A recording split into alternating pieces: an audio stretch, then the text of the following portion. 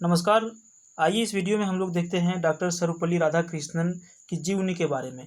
तो दोस्तों, प्रत्येक वर्ष 5 सितंबर को हम लोग शिक्षक दिवस के रूप में मनाते हैं और वो डॉक्टर सर्वपल्ली राधाकृष्णन की जन्म की तारीख है। तो आइए इसके बारे में हम लोग जानने का प्रयास करते हैं। तो सर्वप्रथम यहाँ पे हम लोग देखते हैं इनका पूरा नाम क्या था। तो इनका पूरा नाम था डॉक्टर सर्वपल्ली राधाकृष्णन। इनका जन्म हुआ था 5 सितंबर 1988 को। जगह का नाम था तिरुतनी ग्राम, जो तमिलनाडु में पड़ता है। इनके पिताजी का नाम था सर्वपल्ली वीरास्वामी। इनके माता का नाम था सीतम्मा और इनकी पत्नी का नाम था शिवाकमु। तो इनका जन्म जो हुआ था 5 सितंबर 1988 को हुआ था। आगे देखते हैं, डॉक्टर राधाकृष्णन भारत के प्रथम उपराष्ट्रपति और दूसरे जिनका कार्यकाल था 1962 से लेकर के 67 तक राष्ट्रपति भी रहे थे। तो भारत के प्रथम जो उपराष्ट्रपति थे डॉक्टर सर्वपल्ली राधाकृष्णन थे और दूसरे राष्ट्रपति थे जिनका कार्यकाल 1962 से 67 था। मद्रास के प्रेसिडेंसी कॉलेज से अध्यापन का कार्य शुरू करने वाले राधाकृष्णन आगे चलकर मैसूर विश्वविद्यालय में प्रोफेसर हुए और फिर देश के कई विश्वविद्यालयों में शिक्षण का कार्य भी इन्होंने किया। 1939 से लेकर के 1948 तक वह बनारस हिंदू विश्वविद्यालय यानी कि जिसको शॉर्ट फॉर्म में कहा जाता है BHU के कुलपति भी रह चुके थे। ये रहे वे एक दर्शन शास्त्री, भारतीय संस्कृति के संवाहक और आस्थावान हिंदू विचारक थे। ठीक है, क्या थे? हिंदू विचारक थे। इस मशहूर शिक्षक के सम्मान में उनका जन्मदिन भारत में शिक्षक दिवस के रूप में मनाया जाता है। किस रूप में मनाया जाता है? तो प्रत्येक साल उनका जो जन्मदिन था उसको शिक्षक दिवस के रूप में मनाया जाता है। आइए इनके आरंभिक जीवन के बारे में हम लोग यहाँ पर जानते हैं कि इनका जीवन व्यतीत कैसे हुआ, जन्म कैसे हुआ, इनका पालन पोषण कहाँ से हुआ। आइए देखते हैं।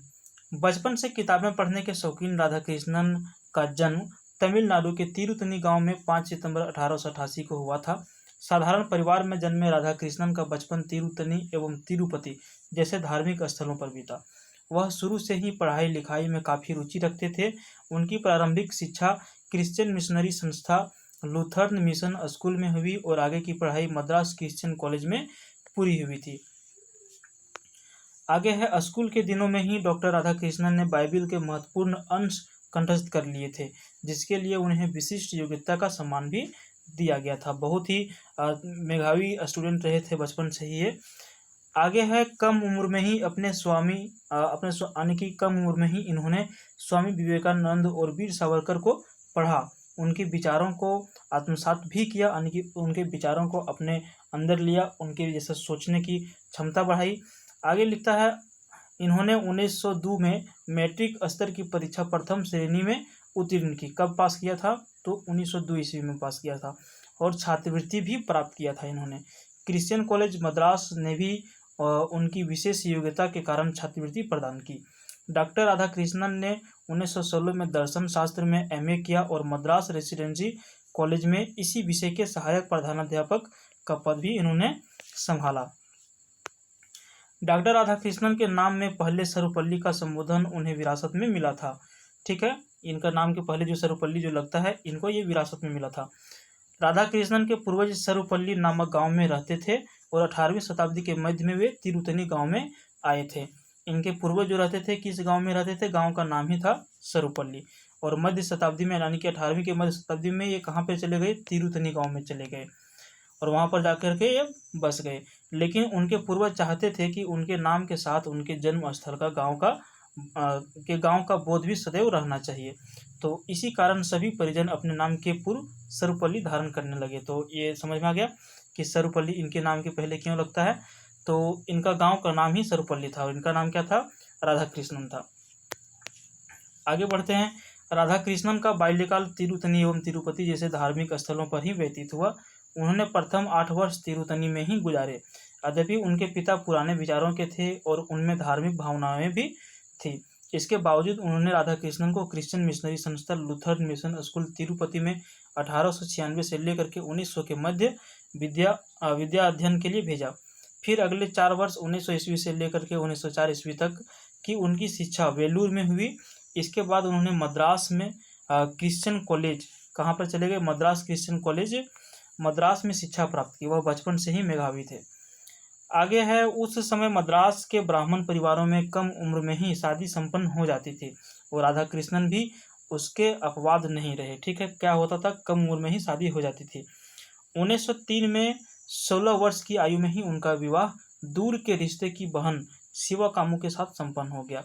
उनका विवाह जो हो गया 16 वर्ष की उम्र में सन 1903 ईस्वी में इनका विवाह हो गया और इनके बाप का नाम क्या था, शिवा कामू। आगे देखते हैं, उस समय उनकी पत्नी की आयु मात्र 10 वर्ष की थी और इनकी पत्नी मात्र 10 वर्ष की थी। अतः 3 वर्ष बाद ही उनकी पत्नी ने उनके साथ रहना आरंभ किया। क्या हुआ कि अतः 3 वर्ष बाद ही उनकी पत्नी ने उनके साथ रहना आरंभ कर दिया। यद्यपि उनकी पत्नी शिवा कामू ने परंपरागत रूप से शिक्षा प्राप्त नहीं की थी, लेकिन उनका तेलुगु भाषा पर अच्छा अधिकार था, अच्छी तरह से पकड़ था तेलुगु भाषा पर। वह अंग्रेजी भाषा भी पढ़ लिख सकती थी। 1908 में राधा कृष्णन दंपत्ति को संतान के रूप में पुत्री की प्राप्ति हुई। पहला उनको पुत्री की जो प्राप्ति हुई, ठीक है, 1908 ईस्वी में। 1908 में ही उन्होंने कला स्नातक की उपाधि प्रथम श्रेणी में प्राप्त की और दर्शन शास्त्र में विशिष्ट योग्यता प्राप्त की। शादी के 6 वर्ष बाद ही 1909 में उन्होंने कला में स्नातकोत्तर परीक्षा भी उत्तीर्ण कर ली। इनका विषय दर्शन शास्त्र ही रहा। उच्च अध्ययन के दौरान वह अपनी निजी आमदनी के लिए बच्चों को ट्यूशन पढ़ाने का भी काम करते थे। तो ये इनका जो था जीवनी था। अब इनके राजनीतिक करियर के बारे में थोड़ा सा देख लेते हैं, राजनीतिक जीवन इनका कैसा रहा।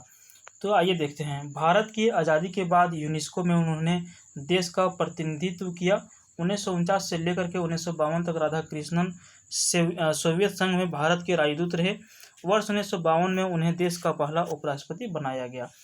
तो आगे भी देखते हैं। सन 1954 में इन्हें भारत रत्न देकर सम्मानित किया गया। ठीक है, और जब भारत रत्न की स्टार्ट हुई थी, सर्वप्रथम 1954 में मिला था 3 व्यक्तियों को, जिनमें से डॉक्टर सर्वपल्ली राधाकृष्णन का भी एक नाम था। ठीक है, कब मिला था, 1954 में इनको भारत रत्न से सम्मानित किया गया। इसके पश्चात 1962 में उन्हें देश का दूसरा राष्ट्रपति भी चुना गया। जब वे राष्ट्रपति पद पर आसीन थे, उस वक्त भारत का चीन और पाकिस्तान से युद्ध भी हुआ था। ठीक है, कब, तो जब ये राष्ट्रपति बने थे। वे 1967 में राष्ट्रपति पद से सेवानिवृत्त हुए और मद्रास जाकर बस गए। राष्ट्रपति पद से जब ये सेवानिवृत्त हो गए तो ये मद्रास चले गए, वहां जाकर के बस गए। आगे है, सर्वपल्ली राधाकृष्णन जी का निधन 17 अप्रैल 1975 को एक लंबी बीमारी के बाद हो गया। राधाकृष्णन के मरणोपरांत उन्हें मार्च 1975 में अमेरिकी सरकार द्वारा टेम्पल्टन पुरस्कार से सम्मानित भी किया गया। इस पुरस्कार को ग्रहण करने वाले यह प्रथम गैर ईसाई संप्रदाय के व्यक्ति थे। डॉक्टर राधाकृष्णन के पुत्र डॉक्टर एस गोपाल ने 1989 में उनकी जीवनी का भी एक प्रकाशन किया था। तो आगे हम देखते हैं, इनको बहुत सारे पुरस्कार भी मिले हैं। तो कभी प्रश्न यदि पूछा जाए तो पुरस्कार के बारे में, तो ये थोड़ा आपको बता देते हैं। सन 1938 में मिला था, ब्रिटिश अकादमी के सभासद के रूप में नियुक्ति हुए थे। 1954 में नागरिकत्व का सबसे बड़ा सम्मान भारत रत्न इसको दिया गया। 1954 में ही जर्मन के कला और विज्ञान के विशेषज्ञ इनको बनाया गया था, इनको सम्मान मिला। 1961 में जर्मन बुक ट्रेड का शांति पुरस्कार इनको दिया गया। 1962 भारतीय शिक्षक दिन संस्था हर साल 5 सितंबर को शिक्षक दिवस के रूप में मनाती है। और ये जो उपाधि जो मिला इनको, ये जो प्रत्येक वर्ष जो 5 सितंबर को हम लोग शिक्षक दिवस मनाते हैं, इसकी जो स्टार्ट हुई कब से हुई, तो 1962 से ही हुई है इसका। 1963 में ब्रिटिश ऑर्डर ऑफ मेरिट का सम्मान इनको दिया गया। 1968 में साहित्य अकादमी द्वारा उनका सभासद बनने का सम्मान, ये सम्मान पाने वाले पहले व्यक्ति थे। ठीक है, तो ये था वीडियो में इनका जीवनी के बारे में हमने आपको बताया, डॉक्टर सर्वपल्ली राधाकृष्णन। तो उम्मीद है आपको ये वीडियो अच्छा लगा होगा। अच्छा लगा तो वीडियो को लाइक कीजिए, दोस्तों के साथ शेयर कीजिए और चैनल को सब्सक्राइब करना बिल्कुल ना भूलिए। धन्यवाद वीडियो देखने के लिए आपका। मिलते हैं फिर किसी दूसरे वीडियो में।